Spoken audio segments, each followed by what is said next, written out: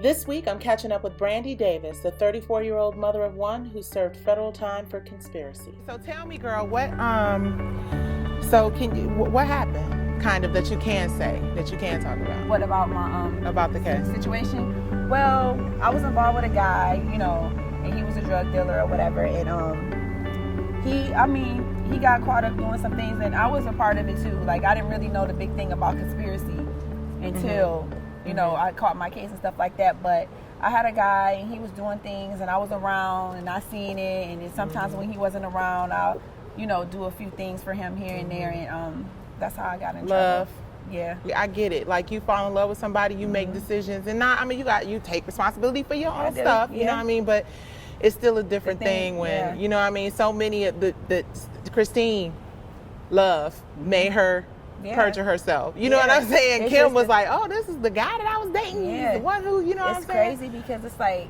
he ended up like turning against me and stuff and everything like that. Yeah. You think you being loyal, when you in love with somebody, you want to do everything right, or you want to be there for that person through ups and downs. Right. But you never take into consideration the consequences that you may get from the things that you're doing, The things we do for love. Oh my God. So you ready to just get back out there and make it all? Yeah, I'm just ready to be there for my son, and I just want him to see me as a powerful woman, yes, like ma'am.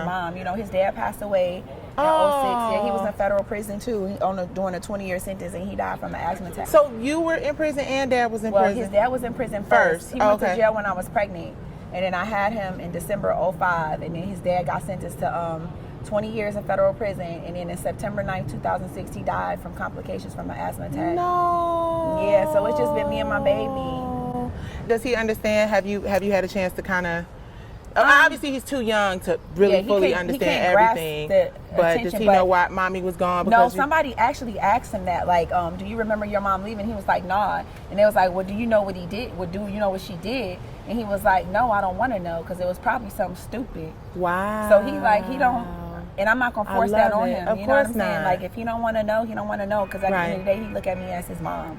But he's been through a lot. Like I said, when my son father died, my dad raised my son. Right. Like, he called my dad dad. Well, how old was your baby when you went? He had just turned 3. No. And now he's 10, about to be 11. Oh, big boy, big boy, big boy. A whole nother person. Oh. Because when I left, he was like this, and now he's like as tall as me. Yeah. But he's a really good kid. Like, I'm so thankful for my mom. He played. Your mom had him? Yeah, my mom and my dad. But my dad was my co-defendant too, so my dad ended up going to prison as well. No. Yeah. And my dad just passed away. He got real sick in prison, and he got the compassionate release. And 6 months after he got released, he died. Oh, Brandi, I'm sorry. Yeah, I've been through a lot. You've been through a lot.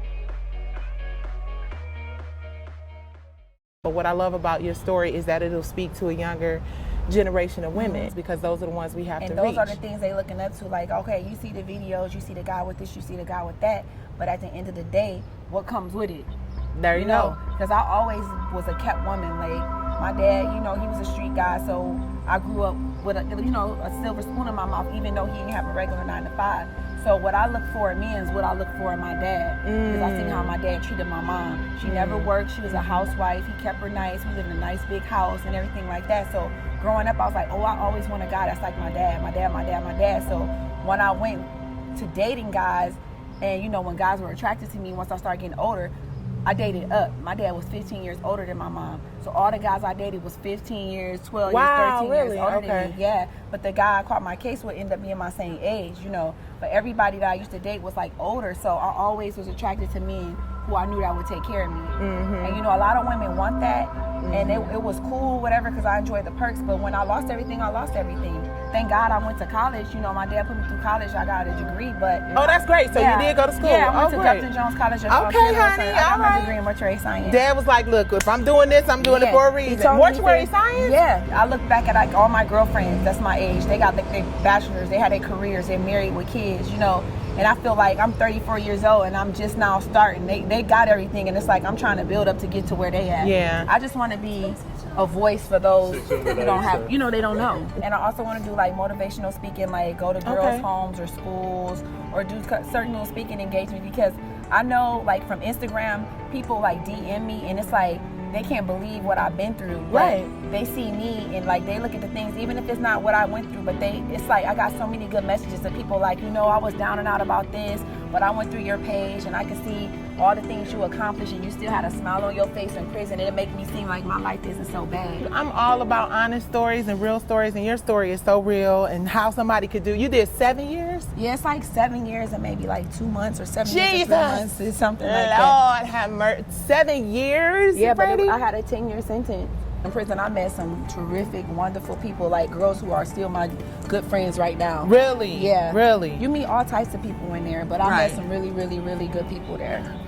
I Googled you and I saw your Facebook, and I saw Kim Smedley was a friend, and I was like, Kim, do you know this girl Brandi? Because she's from Detroit and she just got out. I know Kim for a and long Kim was time. like, y'all were actually in jail together. That is crazy. Yeah, we did our time together. That and I is knew her cra- prior, but like our relationship kind of got stronger when we was in prison, because I knew her from around. She used to come to Detroit, and you know, she knew a lot of my friends, and my friends, you know, we all used to run in the same kind of circle like that. But when she came to prison, it's like our bond got tighter. Like she didn't know how to cook food in the microwave. I had to teach her how to cook food in the microwave and make her food and stuff like that. But we really, really got close in prison. And that's good. She was telling me that she's gonna hook you up with a lawyer, and that today you going to meet with the lawyer later. Like, that's she's trying good, to do her best to help me out because she know the struggle. Yeah. And I was talking to her when she did leave. And, you know, she'll send me little messages like, it's hard out here. So I knew what to expect. Like, I'm starting from nothing. Like, I've been gone 7 years and some change, and it's like everything I had is gone.